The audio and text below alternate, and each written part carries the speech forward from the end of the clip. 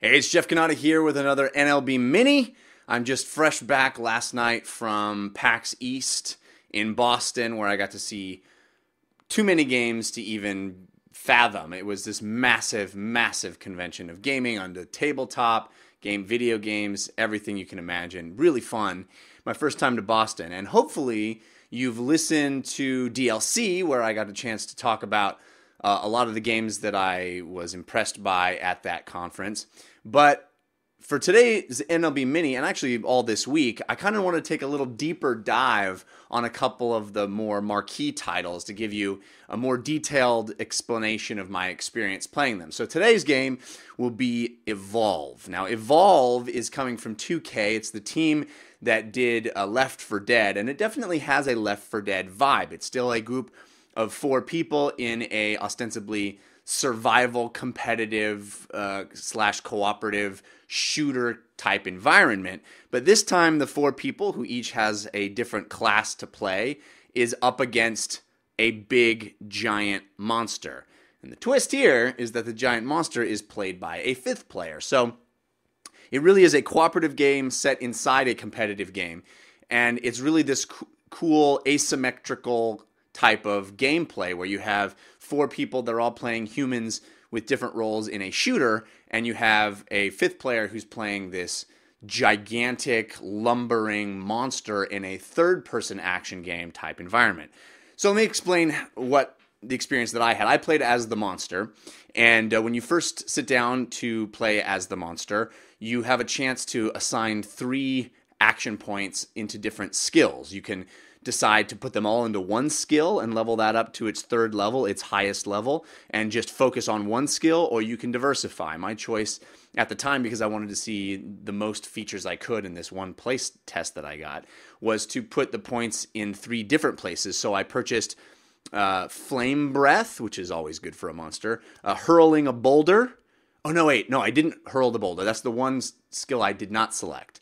I selected Charge, and what was the other thing? When you could leap from a tall structure and smash onto the ground. So like this downward strike that would do a big area effect attack. So those were the 3 attacks that I selected when I first started. And then you get right into the map. Now the map is this sort of futuristic slash jungle environment with large stone pillars around and human-built structures that are sort of metallic and futuristic looking. And you start really near where the human players also start, that team of 4. And the first thing that I was told by the designer when I spawned in the area was run. Because when you start as the monster, you're going to have to evolve. There are 3 stages of evolution.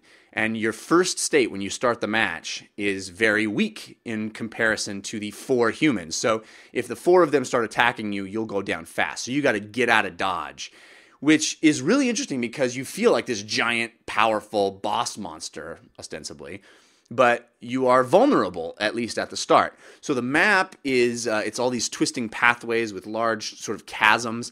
And as the monster, if you hold the left trigger, you can climb up almost any surface. So you can get vertical very fast. And you also have this great leaping ability. So if you move your HUD at sort of an upward angle and press the leap, you'll launch yourself great distances, which helps you get away from the humans. You can traverse large distances more quickly than they can. So he said, run. So I started leaping and sort of figuring out how to use that mechanic, which it took a little practice, but very quickly I caught on to the correct angle to get the most distance on my leap. And it really was fun because you're flying through the air as the monster and swinging your arms and landing with powerful thud. And then you can scurry up, climb up these surfaces like Spider-Man or something.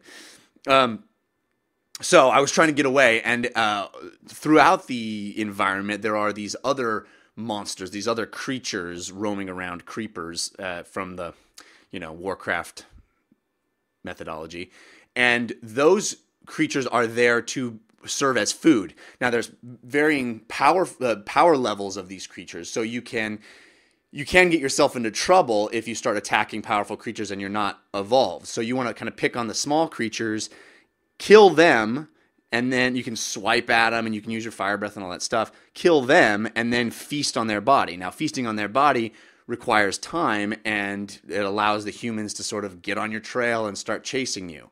And they have various weapons and abilities that allow them to track you and sort of hone in on your position, and it requires teamwork for them to corner you and figure out ways to lock you down.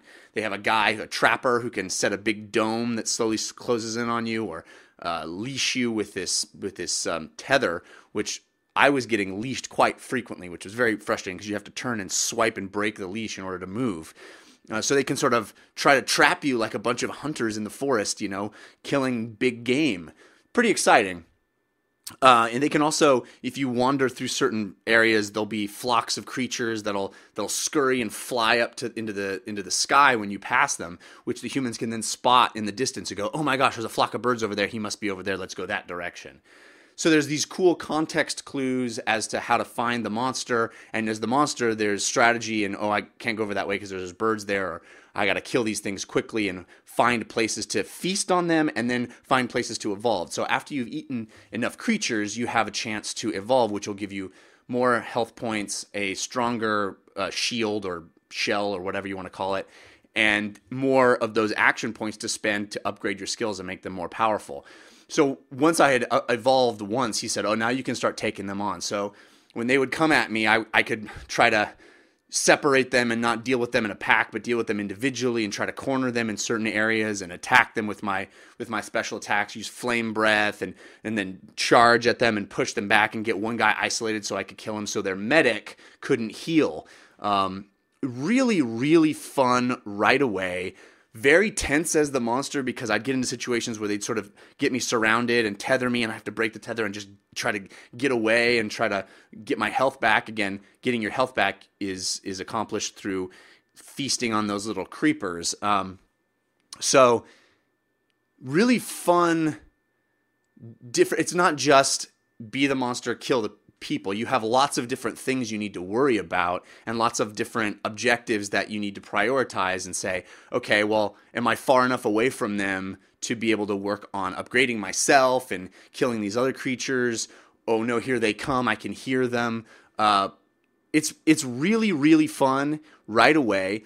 My biggest concern, obviously, is that this sort of wash, rinse, repeat competitive mode will be a little bit redundant after a while, and that there isn't more to the game. I'm hoping that, like Left 4 Dead, there are different scenarios, there are different locations, there are different objectives, and it's not just this, 4 dudes versus a monster over and over in different maps, because I don't think different map types is going to be enough to keep me coming back. I'm hoping that there's some larger metagame that I can get invested in, because even though this is really fun, it's just the kind of gameplay that I think is great for a short period of time, but I want something that'll last longer, and I'm hoping that that there is more to it. I certainly played the heck out of Left 4 Dead, so I have confidence in these guys, and I certainly liked what I saw.